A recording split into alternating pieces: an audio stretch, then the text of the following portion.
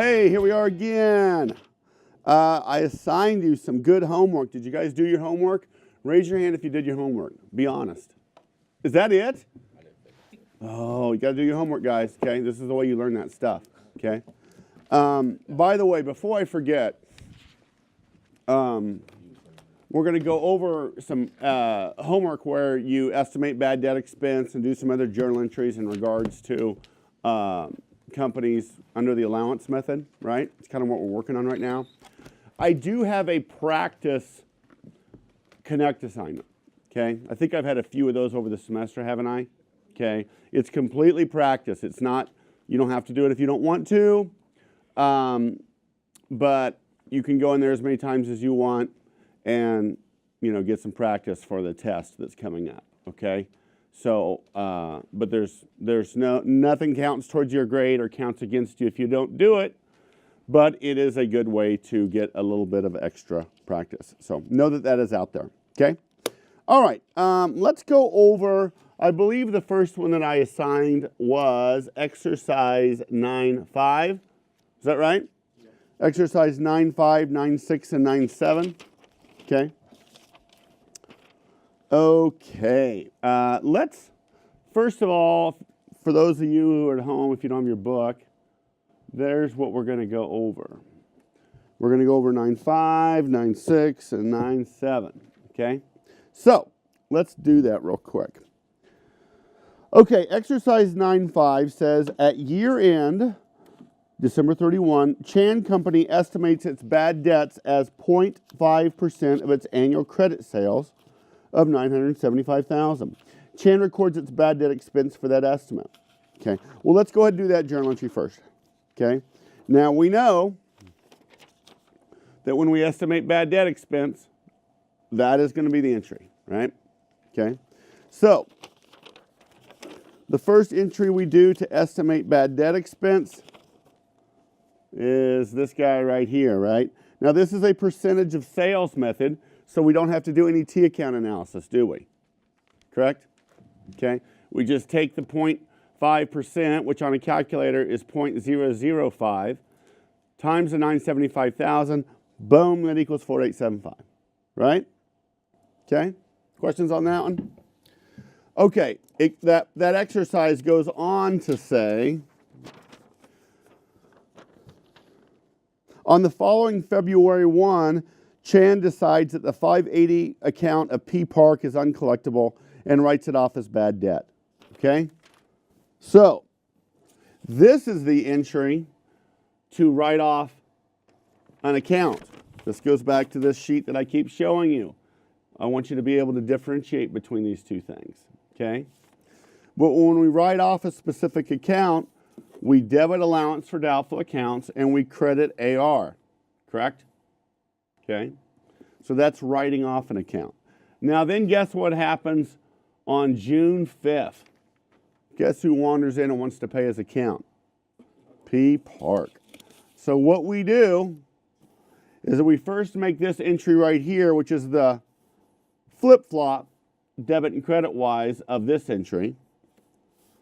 So this kind of negates that entry as if it was never made.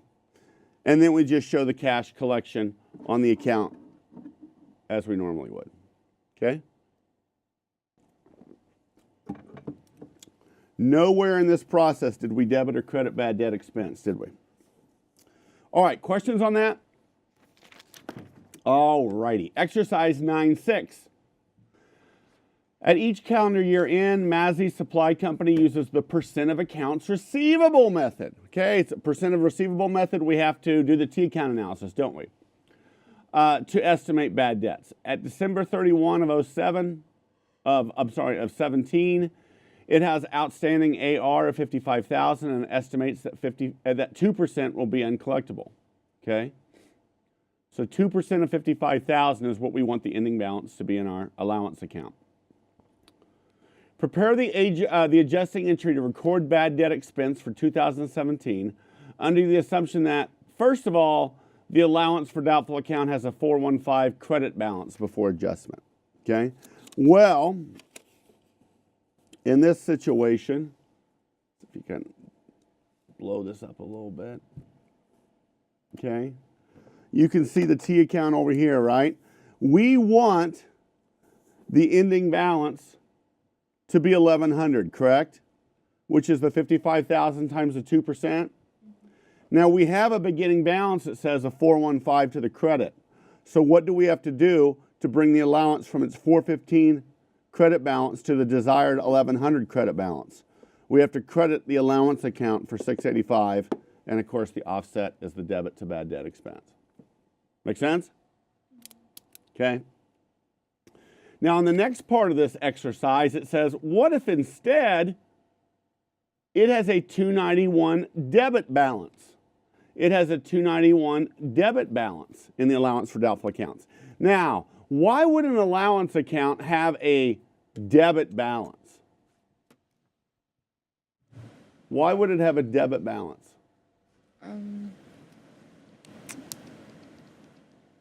Well, ask yourself this. When do we debit allowance for doubtful accounts?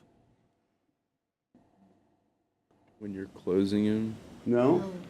Hint, we just did it about 2 minutes ago. You charge it off. Well, not charge off. What's the When word? we write off a specific account, look at this.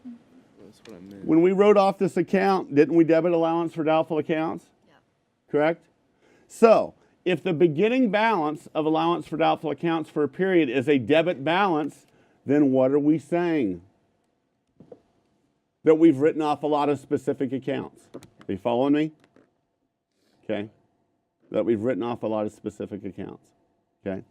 So in this case, part B, we still want the ending balance in allowance to be 1,100. But now we have a beginning balance of 291 to the debit. So what do we have to do to bring the allowance for doubtful accounts beginning balance of 291 to the debit to the desired ending balance of 1,100 to the credit? We have to credit allowance for 1,391, and of course the offset is the debit to bad debt expense. You with me? Okay. We've done a lot of these, haven't we? You think this will be on the test? Yeah. Yes, it will.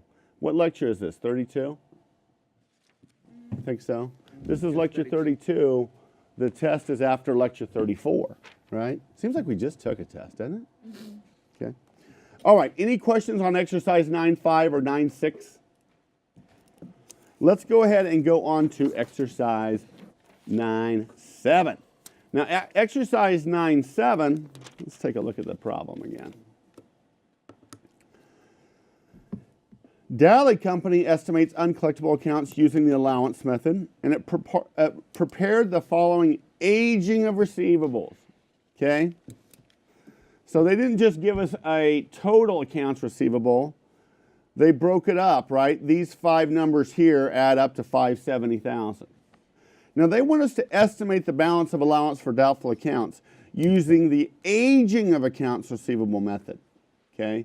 Now this is the method that we spoke about last class period where we say, okay, there's more chance that the older accounts, the ones that are way overdue, are not going to be collected, right? So when we estimate the percent uncollectible for these over 90-day accounts, the percent is a lot higher than on the ones that are only 1 to 30 days, correct? Okay. Now where do they come up with these numbers? Just over time. This is what they use. Okay, this is an estimate. So what we have to do first of all is ask ourselves, what do we want the ending balance of allowance for doubtful accounts to be? Well, using this information that they gave us, these different aging categories, and the percent of uncollectability that they're estimating for each of those, we multiply those out, add that up, and that is an 11,820 credit. That is the desired ending balance of allowance for doubtful accounts, is 11,820. You with me? Now, in the first instance, in part B, it says, okay, this is the desired ending balance. We're good with that. What if the beginning balance is a 3,600 credit? Well, if that's the case, We want the ending balance to be 11,820 per part A, correct? It has a beginning balance of 3,600 to the credit. So what do we have to do to bring that allowance doubtful accounts to its desired balance? We have to credit it for 8,220. And the other side is bad debt expense. You with me? Cool. Well, part C says, well, what if instead of having that beginning 3,600 credit balance, we instead have a 100 debit balance at the beginning? Well, then it looks like this. We still want the account to have an ending balance of 11,820, but now we have a beginning balance of 100 to the debit. So what do we have to do to bring an allowance for doubtful accounts with a beginning balance of 100 to the debit to the desired ending balance of 11,820 to the credit? We have to credit it for 11,920. And boom, there she is. Okay? Questions? Any questions on 9.5, 9.6, or 9.7? Okay. We have a couple more, don't we? Yes. All right. Okay, I believe the next one I assigned was, what was it? 913. Exercise 913. Okay. Exercise 913 there at the bottom. Okay. Okay, this is in regards to a note receivable. This is something we talked about last period. Okay. Now, we can come off that for a second. I told you last period that there were two main categories when a business has a note receivable on its books. One of them was certainly if it's a bank and it offers loans, it's going to have a lot of notes receivable, isn't it? The other one I said is sometimes you make a sale and you credit sales, and instead of debiting accounts receivable, you just debit notes receivable. You're making the sale on the note. Make sense? The third instance is this. Let's say a customer has an account. We have an account receivable with a customer. Okay. Let's say a customer owes us, $10,000. Okay. And so we have an accounts receivable with this customer. Well, let's say they call us up and say, hey, we are really having a tough time over here in our business. You and I, we've had a nice business relationship. We know that we owe you $10,000, but we don't have the cash right now. Is there somehow you can work with us? Okay. And so we would probably be very appreciative that they called, first of all. Okay. Now, I don't know, who's done collections? Anybody? You said you've done a little bit, Maria? Okay. Let me give you a little tip to healthy living financially. Is if you owe somebody money, whether it's a cable bill or a health bill or whatever, and if you're having trouble with cash and you can't pay, the best thing to do is be proactive, call that company and just say, hey, I know I owe you this money. I'm having a little cash troubles right now. Can we set up a payment plan over time or something? Pardon me? They have that at my job. Yes. And usually the company is very, very happy to do that. And if you abide by that payment plan that you set up, they're thrilled. Okay? Now, what some people do when they have a bill that they can't pay is they don't answer their cell phone and they throw the mail away and they just try to disappear. That's the worst thing that you can do. Okay? And maybe, have you ever had that happen when you try to call somebody? They don't answer, they just hang up. That's the worst thing that you can do. What you want to do is be proactive, be helpful, set up a payment plan, and abide by that payment plan. Everything's going to be fine. Your credit history will still be good. Nathan. I actually had to kind of do that last year. My debit card got stolen, so it froze all of my bank accounts. Oh, yeah? So I had to actually call the bank, and they're more than willing to work with me on delaying my car payment by a month and a half until my accounts were recredited. Yeah, yeah. Usually if you call, they're just they deal with it every day. They're fine to just Yeah. extend it for whatever, as long as they know you're going to pay. Usually if you're nice to people, Well, they're nice they'd rather back. get some money out of you than no money Yeah. out of you. Yeah, usually they're, if you're nice to them, they'll be nice back, right? So, but what we have here in this situation is we have a customer named Kelly White, and we have an account receivable for $6,000 from Kelly White. We're a Vitalo company, okay? Well, what happens on November 1st is maybe she calls us and says, hey, I know I owe you $6,000. Times are a little bit tough right now. Can I somehow get an extension on that, or can you work with me, help me out here? And we say, sure, we're happy to help you out. So what we would probably do is we would probably ask her to come in and sign something, okay? Because we don't want to, we're going to give her a 180-day extension on this amount, aren't we? Now, we're going to charge her some interest too. But if you extend something out a half a year, I think you'd feel better if you had something that they had signed that said they're going to pay that and all that, okay? So, what we're going to do in this one is after she comes in and we write up a note for her to sign,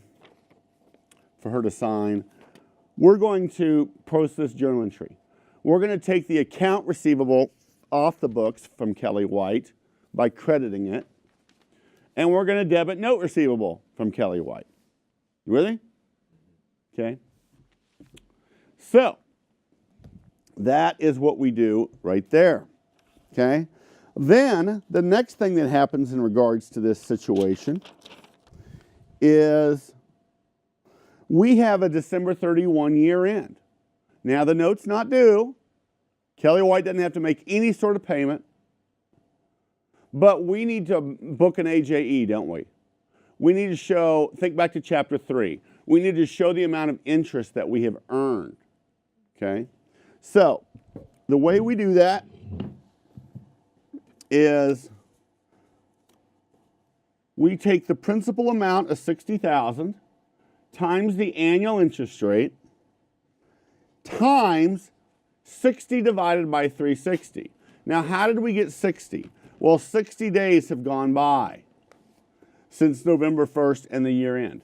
Okay, now we're not doing by 180 divided by 360 because we haven't earned all that interest yet, have we? We've only earned 60 days of it so far. Okay? So that is the amount of interest that we book. Now, we're not debiting cash, correct? We're debiting interest receivable. Kelly White is not paying us $80 on December 31st. This is just an AJE we make. She'll probably never know nor care that we made this AJE. You with me? Okay. Now, sometimes students will say, well, wait a minute. I counted out 59 days, or I counted out 61 days, and do I count November 1st when I'm counting my days or whatever? Look, I'm not really too concerned. If you counted out 59 days instead of 60, or 61 days instead of 60, and your amount is off by $1 or $1.50 or something, I don't really care. Okay, I'm not so concerned about that. And on a test, if it was a problem, I would not grade you wrong. And if it was a multiple choice, I would encourage you, if you're off by $1, just to choose the answer that's closest to the one you computed. Does that make sense? But I don't want to squibble about, was it 61 days or 60? Okay? All right. Then what happens in regards to this note? On April 30, Kelly White honored her note. Okay? What does it mean when they honor their note? Does that mean they frame it and hang it in a very nice place in their house? No, it doesn't. It means they pay their note as they promised. Okay? So, here's the way that I think through this. Now, again, we're not Kelly White. We're the company that has the note receivable. Is I ask myself, okay, how much cash are we going to get from Kelly White in total? Okay? Well, we're going to get the principal, right? How much was the principal amount? $6,000. And then we're going to get the interest amount. Okay? Now, what is the amount of interest that we're going to receive? Well, we're going to take the principal of the note times the annual interest rate times the time factor, right? So the principal in the note is $6,000 times 8%. How many days interest of cash are we going to receive? 180. Okay? Now again, we're dividing this by 360 as opposed to 365 just because it gives us a little cleaner numbers. Okay? So when you multiply that out, what does that equal? 240. How much? 240. 240. So we're going to get 6,000 of principal. We're also going to get 240 of interest. So the total cash we get will be 6240. Is that correct? So we're going to debit cash for 6240, and that's what we do right there. Yes, sir. Is she allowed to pay early ever? Well, that's a great question.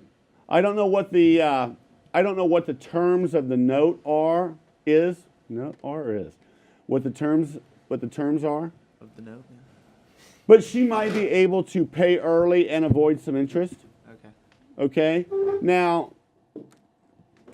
was Nathan? Did you say you had a car loan? Yeah. Okay. Can you pay early on your car loan? I almost guarantee that you can. Yeah, I can pay early with no penalty. Yeah. So, a really good thing to do if you can do it is to pay your loans off early and save a bunch of interest, right? When I was filling out the form for it, they said that car loans are always simple loans, but if you go into like larger loans or mortgages, that's when it gets complex and you get actually penalties for making overpayments.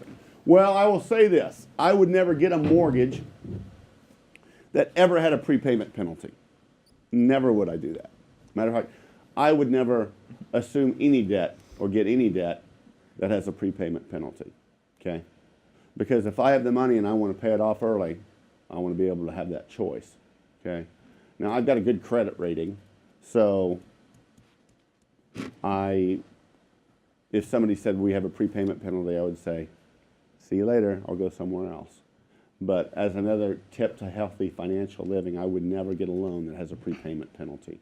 I think actually most lenders have moved away from prepayment penalties. So, Colton?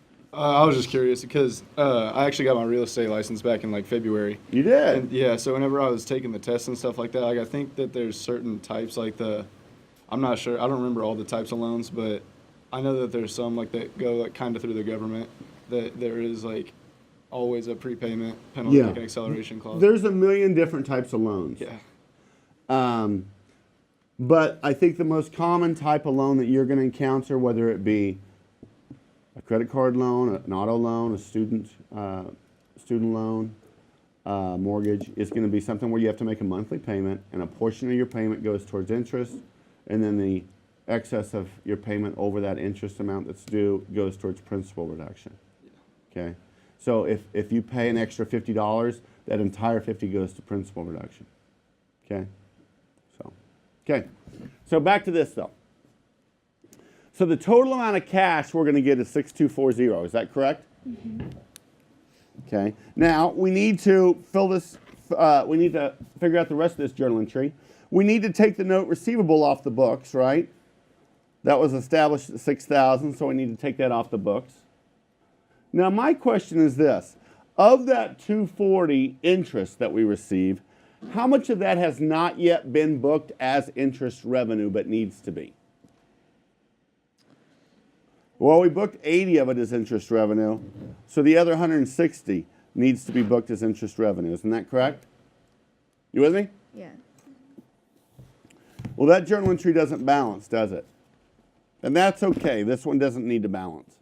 I'm kidding. All journal entries need to balance. A little accounting humor there, right, Kyle?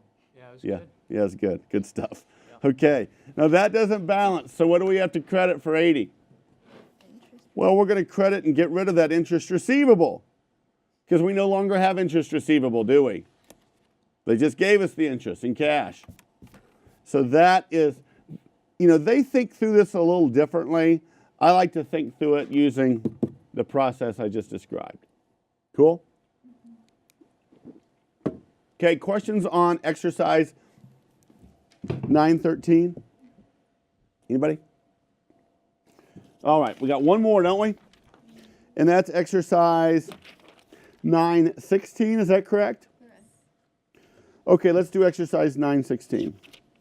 I think this has to do with the ratio that we learned. Okay, the following info from the annual financial statements of Rahim Company compute its accounts receivable turnover for 16 and 17. Compare the 2 years' results, give a possible explanation for any change, and they tell us that our competitors average an accounts receivable turnover of 11. So here's our raw data, right? So let's take a look at what we computed. Now, we're going to take, how do we compute accounts receivable turnover? Remind me. We take what? Divided by? The net sales divided by average account receivable. Net sales divided by average accounts receivable. Now let me tell you, sometimes in my last class they said, I put those numbers in, but I didn't get this. I didn't calculate 8.8. Did anybody have that happen? Okay. And usually what that is, if you have the right numbers in this equation, but you're getting a different number, usually you're making an error in regards to order of operations on your calculator. And you're typing in something like 335,280 divided by 41400 plus 34800 divided by 2. That's getting your order of operations all mixed up. So the first thing you want to do is your denominator here, figure out what your average AR is, and then take 335,280 divided by whatever you computed as your average AR. Okay? So make sure you follow your order of operations. Now, did things get better or things get worse? I think worse. I can't remember which is higher. I'll give you one more guess. I guess they got better. They got better because they were turning over 8.8 times in a given year. Now they're turning over 9.4 times. So they're turning over quicker in 2017 than they were in 16, correct? So you want that. Yeah. You want your receivables to turn over. You want to get that cash collection. Now, I don't know why they turned over quicker. Maybe the economy was getting better. Maybe we have a new credit manager and she's a real dynamo and she's always calling her accounts as soon as they get just a little bit delinquent. Okay, maybe we changed our credit terms. Maybe they used to be 210 net 30 and now they're 210 net 20 or something like that. Okay? Now, we're still below the competitors' turnover of 11, right? So we're still not as great as what our competitors are enjoying with their AR turnover. So we might need to look into that a little bit. Of course, we're just looking at 2 data points here, okay? There's usually never this drastic of a change between 1 year. Usually it's either creeping upward or creeping downward, okay? If it's creeping upward, then we have cause for concern. Cool?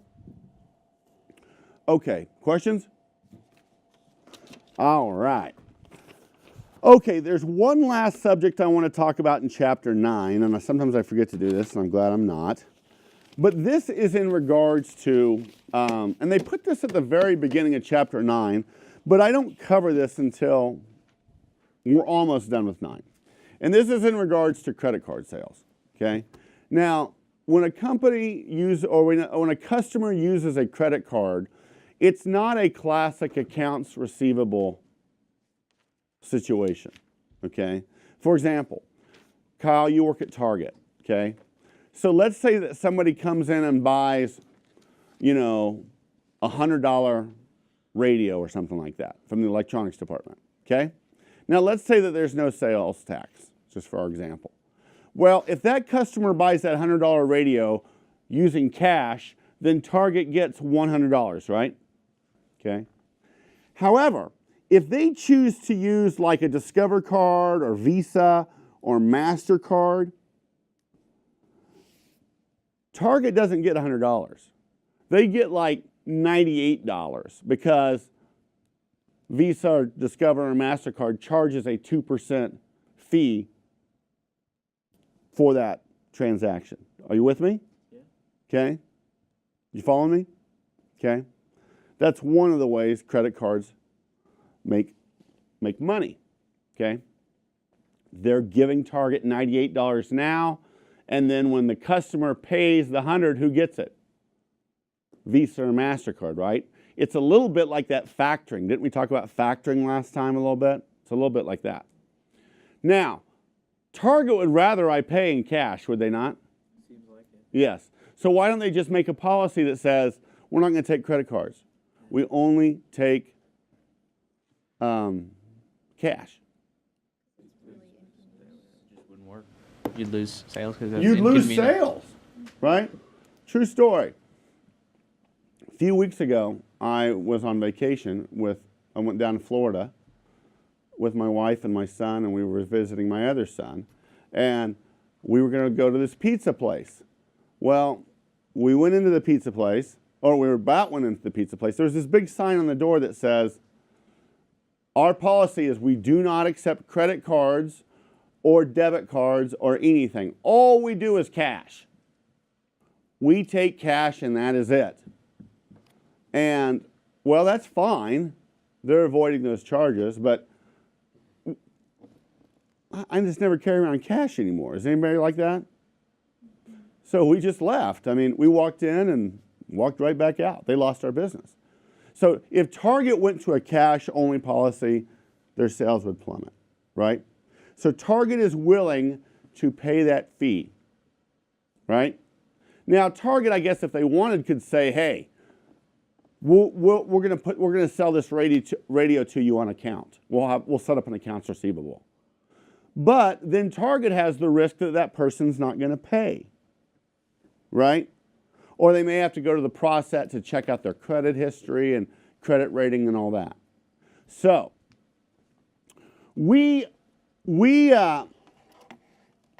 there are several advantages to allowing customers to use credit cards. Let's talk about those, okay? Number one, as it says, cash sales or cash, where does it say it? Oh, right here, top right. Sales increase, right? Or another way of thinking about this is our sales will plummet if we do not offer credit cards anymore, right? You know, you think about a company like Nebraska Furniture Mart, I bet you well over half of their sales are credit card sales, okay? We get our cash quicker, right? We don't have to evaluate the customer, right? If somebody comes in to buy something, that $100 radio at Target, and they look a little sketchy, if they run their credit card and it goes through, Target's in the clear, aren't they? If that person decides to skip out, it's not going to be Target who's hurt. Who's going to be hurt? It's going to be Visa or Discover, right? Okay? So that credit card company, they have taken on the risk of extending that credit to that customer as opposed to the retailer. Are you with me? Okay. So this is a pretty easy deal. Let's look at an example. They walk through these steps, but I think it's better than it's better to not look at these steps and just do an example. On July 16 of 17, Barton Company, that's us, we have a credit card sale of $500 to a customer. Now, the bank charges a processing fee of 2%, and we receive the cash immediately. So, we book the sale for $500. However, we don't get cash of $500. We only get cash of $490, which is the $500 times 98%. And the 98% is the 100% minus the 2% fee. You with me? So yes, we booked the sale for $500, but we only get cash of 98% of that, which is $490. The 2% times 500, that $10, Barton Company books that into an account called credit card expense, right? Make sense? That's pretty simple, isn't it? But this is not a true account receivable situation, which is why I don't cover it until we're done with accounts receivable, because I don't want to get people confused. All right? So I think I have a homework or connect assignment question or two about that. All right. Any questions on that? Okay, what I want to do now, though, is we have a little bit of time. I want to just dip our toe into chapter 10. Okay? I want to dip our toe into chapter 10. And chapter 10 is on plant assets. Okay? Or sometimes we call those fixed assets, or sometimes we call those property, plant, and equipment. Okay? Now, what are fixed assets? Give me some examples. For a company. Like a building or rent or whatever. Rent. Well, like a building that you own would definitely be a fixed asset. Okay? You're close. You should have stopped building, with yeah. You should have stopped with just building. Got greedy, I Okay? guess. So would company cars? Company cars, very good example. Okay, let's actually do this. And I forgot to bring these slides up. That's what I'm doing.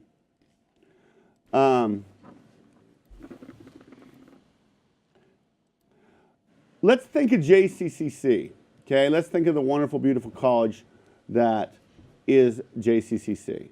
Okay, now let's think of some fixed assets that JCCC has. Well, this building is a fixed asset, right? This TV screen, fixed asset. Okay, all these lights, fixed assets. Okay, JCCC has a fleet of vehicles, trucks and delivery vehicles and vans and stuff. Those are fixed assets. Okay, the land that they built this campus on is a fixed asset. The buildings are a fixed asset. I mean, there's just everywhere you go. If you go outside in the courtyard and there's fountains, those are fixed assets, okay? The sidewalks are fixed assets. Now, what are fixed assets or plant assets? Well, and we can think about this as we go to these examples that we just went through for JCCC. But these are, number one, as the slide says, these are all tangible in nature. That means you can touch them, you can feel them, right? Everything I just mentioned, you can touch, you can feel, right? So it's tangible. They are used in operations, okay? The operations of this college is to provide education, right? All of those resources contribute to that in some way, correct? Now, actively used in operations, you can come off that for a second. Like the little fleet of delivery vehicles that JCCC has, or the vans to take the baseball players to a game or something, those are plant assets. That van is a plant asset for JCCC. However, if it was a used car dealer, their automobiles that they have on their lot, those are not plant assets. What are those? Those are inventory, Nathan. You're right. You see what I'm saying? So that's because that's what a used car sales place does. They sell vehicles. JCCC doesn't sell vehicles. Okay? Can't say it. So these are things that are used in their operations. These benefit future periods, right? Okay? That van or these cameras or that fountain or this building, these don't just benefit a one-year period. These benefit many, many years, right? Okay? Sometimes we call this property, plant, and equipment, or PP&E. Cool? All right, questions on this slide? Okay. We're going to talk eventually, and we're only going to go through the first part of chapter 10 before you take your test. After the test, we'll go through part B of chapter 10, okay? So you can see on the slides, this is part A, okay? So, but eventually we're going to talk about all these different aspects of a plant asset's life. We're going to talk about how do we account for it when you acquire it, okay? How do we account for it when we dispose of it, like when we sell it or junk it? And during the life, the useful life of the asset, what sort of journal entries and accounting methods do we have to use to record things that are happening during the asset's life, okay? So we'll talk about all these things. Let's talk about acquisition real quick, okay? What this basically says is when you're determining the cost of a fixed asset, all the expenditures that are necessary to prepare the asset for its intended use, those become part of the cost of that asset. Are you with me? And we talked about this with inventory, I believe, didn't we? It wasn't inventory like that where the inventory takes on all costs that are necessary and reasonable to obtain that inventory and get it for resale? Okay, fixed assets are the same. All costs in obtaining that fixed asset and getting it ready for use. Let me give you an example, okay? Let's say that JCCC was putting some new fountains in the courtyard out there for you to enjoy as you walk to your classes, okay? Well, let's say they paid $25,000 for those new fountains, okay? And then to have them delivered, they paid another $500. And while they were being delivered, they had insurance on the shipment of $100. Okay, and then when they got here, they paid a company $2,000 to unpack those fountains and install them, hook up the water and all that sort of stuff. Well, when you record those fountains on the book, you're going to record those at $27,600, not just the $25,000, because all these costs were necessary in obtaining that fixed asset and getting it ready for its use. Make sense? Okay. Now these next slides, there's like 4 or 5 slides that basically say the same thing. You know, for machinery and equipment, these necessary things aren't just the purchase price, but these could be installation, assembly. There could be insurance, transportation charges. For buildings, this could be title fees. This could be attorney fees, the cost of purchasing the building or constructing it. All of these are necessary and reasonable costs to get that fixed asset. For land, this can include surveying fees, title insurance premiums, search fees, transfer fees, real estate commissions, all these different things. Okay? And this is probably a good time to remind you that you remember we do not depreciate land, do we? If we just buy a parcel of land, maybe we're going to put a parking lot on or something, we do not depreciate that land. Okay, you with me? Now, I'm not talking about a separate situation where maybe you buy a forest and you're going to extract the lumber out of it. That's a natural resource. But if you just buy a parcel of land, you don't depreciate that land. Okay? Now, there is something called land improvements. And these are, as the slide says, these are like parking lots, driveways, walkways, fences, lighting systems. You do depreciate land improvements. You with me? So for example, let's say JCCC paid $1 million for a big parcel of land. And then they paid $100,000 to put a parking lot on that piece of land. Well, they would depreciate the $100,000 for the parking lot that they put on, but they would not depreciate the $1 million they paid for the land. You with me? Those are land improvements. All right? Okay, let's go ahead and let's just stop there. All right? And we'll pick up on this subject next time. Make sure you have your calculators next time. You should always have your calculators. But as always, do the homework on your gold sheet or on your homework sheet. And we will go over it at the beginning of next lecture, and we'll pick this subject up again. So, all right, guys. Bye-bye.